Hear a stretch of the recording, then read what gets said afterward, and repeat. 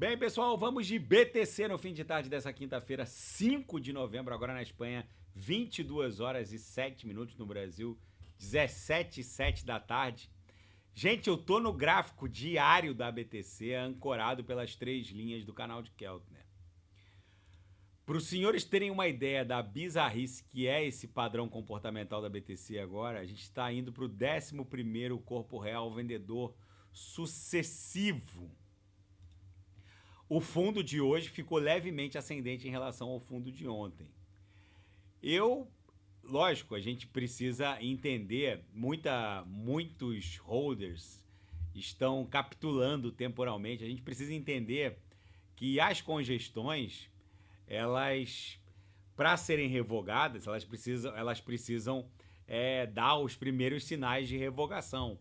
Tem muita gente, basicamente, desistindo desse bull run, entregando seu patrimônio cripto, porque acha que a longevidade dessa congestão já teria avançado demais.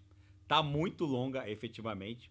A gente está basicamente desde março de 2024 até a presente data, 5 de setembro, numa lateralização brutal.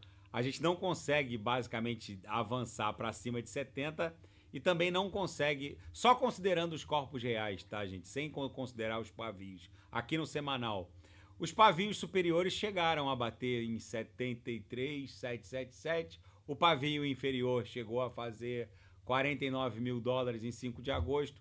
Mas, de uma maneira geral, os corpos reais, eles estão aprisionados entre 70 e o patamar de 56, 57. É onde a gente está agora. Essa lateralização, agora a gente está visitando aqui a base da congestão.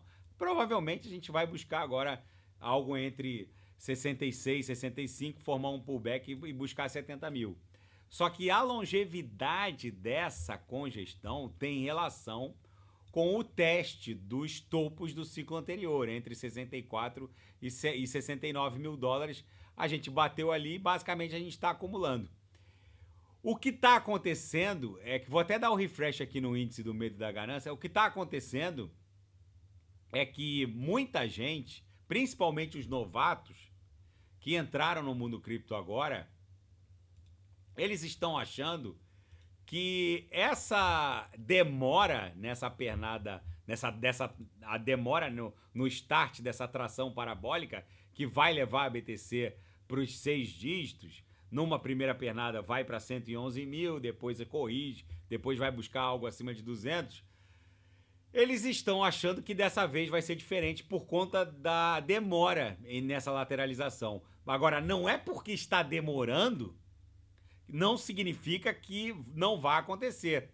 Não é porque está demorando que não vai acontecer. Muitas vezes é comum os mercados não se comportarem da maneira como eles já se comportaram nos ciclos anteriores. Então, só porque está demorando demais, não significa que não vai acontecer.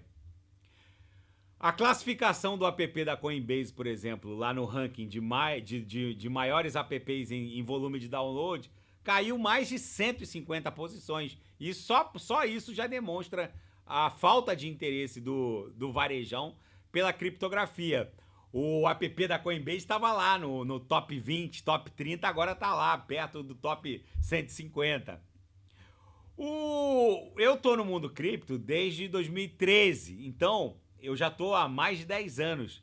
Eu já vivenciei muitos momentos difíceis, como a proibição do cripto no varejo pelo governo chinês. Ali foi bizarro. Quem sobreviveu àquilo sobrevive a qualquer coisa. Basicamente, as pessoas falavam no antigo Twitter, agora a plataforma X, que as agências de inteligência iam buscar os holders criptográficos e queriam ser perseguidos e mortos. O que eu posso dizer é que este ciclo definitivamente está sendo um dos mais difíceis para quem está chegando agora. Para quem já passou pela proibição de cripto no varejo chinês, isso aqui é um passeio na Disney, vamos colocar assim, não é nada demais. Mas para quem está chegando agora, realmente é muito complicado. As pessoas, elas acham que os ciclos vão se desdobrar exatamente da mesma maneira com que eles se desdobraram nos períodos anteriores. Mas pode haver um atraso, como pode haver uma antecipação. De uma maneira geral, a atração parabólica começa 160 dias depois do halving, o que pra gente daria, o nosso último halving aconteceu no dia 18 de abril de 2024, que daria o dia 27 de setembro como data limite para startar essa pernada parabólica. Mas vamos considerar que, eventualmente, isso pode acontecer antes ou pode acontecer um pouco depois. Isso não quer dizer que não vá acontecer. Agora, o que tá rolando é uma quantidade inacreditável de pessoas que estão entregando o seu patrimônio cripto para os grandes players do Wall Street, que basicamente vão vivenciar. Vocês têm que ter em consideração o seguinte: o Wall Street vai vivenciar o seu primeiro bull run. Porque nos bull runs anteriores, a acumulação bancária, por assim dizer, não existia. Nos bull runs subsequentes a esse, em 2028, que vai rolar o halving, que vai gerar o bull run de 2029, bancos centrais estarão acumulando, porque haverá a pavimentação legal, o tapete regulamentar, para que bancos centrais possam acumular BTC. Nesse bull run, esse é o primeiro bull run dos bancos. Então a gente tem que considerar que muita coisa diferente pode acontecer. Um desses fatores pode ser a antecipação dessa atração parabólica ou um eventual delay. Na minha leitura, não há mais espaço para uma bandeira continuar lateralizando por muito mais tempo. Na minha leitura, a gente está em vias de promover uma explosão ascendente. Aqui no semanal a gente consegue visualizar melhor. Até porque a BTC encontraria uma laje, que seria a própria nuvem no semanal. E como a gente está beijando aqui a base dessa congestão, os corpos reais, né? É bem provável que nos próximos dias a gente volte a estressar o patamar de 70 mil dólares. Não é porque os prazos que se verificaram nos ciclos anteriores não estão se repetindo, isso não quer dizer que não vá acontecer, que não vá rolar um bull run. Fica para análise de cada um. Eu acho uma insanidade os senhoritos estarem desembarcados do mundo cripto diante de um cenário desse. Eu já vou falar dos fatos. Hoje foi essa semana, a gente já tá na quinta-feira, amanhã é sexta-feira, foi a primeira semana em que os russos estrearam a quitação de obrigações transnacionais de divisas usando criptoativos, basicamente stablecoins. E toda esse reset geopolítico que a guerra do Putin está promovendo vai acabar na minha leitura, num curto prazo, isso aqui vai avançar para 6 dígitos. Mas esse reset geopolítico, principalmente do ponto de vista macroeconômico em relação ao dólar norte-americano, isso vai acontecer nos próximos meses. Alguma Kinder surpresinha o Putin está armando. Inclusive, um dos ministros, já vou falar dos fatos, um dos ministros do Kremlin reportou que a Rússia disse hoje que a sua resposta às sanções norte-americanas fará o Ocidente tremer. A gente não sabe o que os russos estão aprontando nesse momento. Essa semana foi a primeira semana onde os criptoativos puderam ser usados legalmente por corporações estatais e privadas russas para quitação transnacionais de obrigações. Só que na primeira semana em que os criptoativos estão sendo usados, um ministro russo vem e fala que o Ocidente vai tremer, a gente não sabe exatamente o que os russos estão armando em termos de reset macroeconômico e geopolítico, mas alguma coisa eles estão armando. E outra, os russos voltaram a comprar ouro forte, muito forte. O ouro teve um pump hoje. Enfim, na Seara Fática, hackers roubaram 313 milhões de dólares em criptografias no mês de agosto em 10 incidentes. Gente, eu volto a insistir com os senhores. CeFi, exchange, não é lugar para se guardar criptografia. Essas exchanges, uma Binance da vida, uma Bybit, qualquer exchange centralizada, elas sofrem dezenas de ataques hackers diariamente.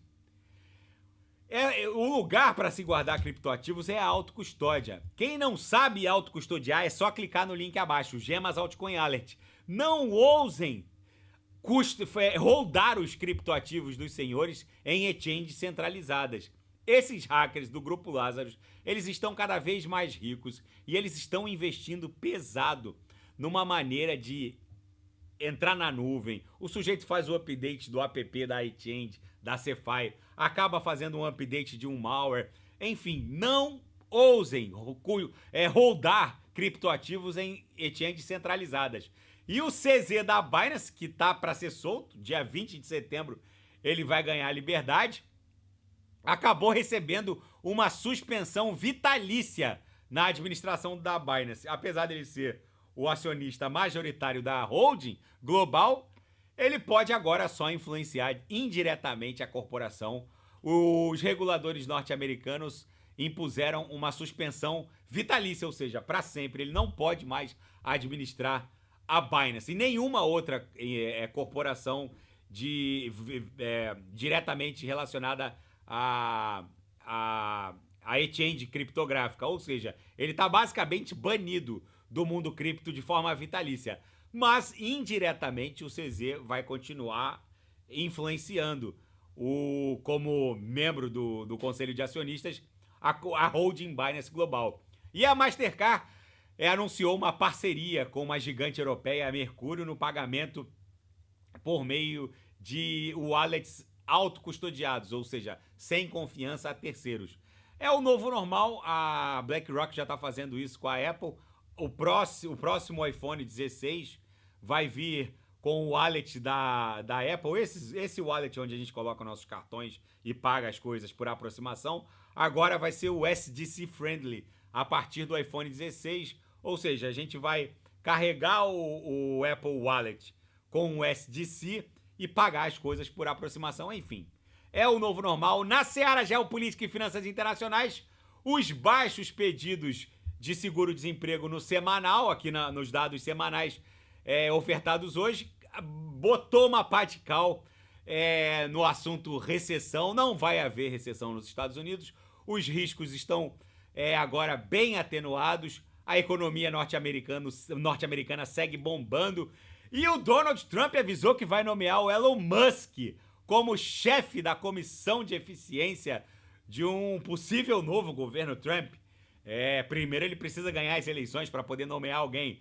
Mas, enfim, o Trump é um entusiasta do mundo cripto, compondo ali o que seria um ministério do Donald Trump. Isso é muito bom para a criptografia, não tem nem o que falar. O Trump integrando ali o primeiro escalão de um eventual futuro novo governo Donald Trump, mas primeiro ele precisa ganhar as eleições para falar em gabinete novo. E a Rússia disse que a resposta às sanções ocidentais fará o Ocidente tremer. Essa foi a dura mensagem que o Kremlin está mandando ao Ocidente. A Rússia está retomando e contornando as sanções impostas à sua nação. Sob a liderança do Vladimir Putin, eles estão iniciando testes com o uso de criptografia. Eles não falaram como e em que ponto exatamente o Ocidente iria estremecer. Mas o fato é que essa foi a mensagem que o Kremlin mandou hoje para o Ocidente.